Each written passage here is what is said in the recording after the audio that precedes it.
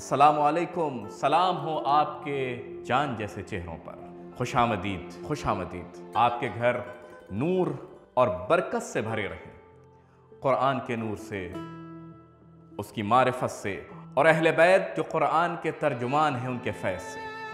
हम आसमान में, जान में, दिल में तेरी तलाश में हैं ऐ माही महफिल।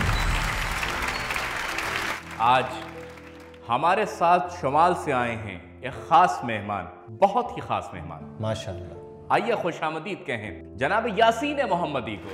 हौसला अफजाई कीजिए। खुशामदीद यासीन। बहुत शुक्रिया। क्या क्या चाहेंगे, आगाज तिलावत से हो? जी बिल्कुल। यासीन तैयार है ना? तो चलें बिस्मिल्लाह। पहले एक महफिली सलवात भेजने सब मिलकर।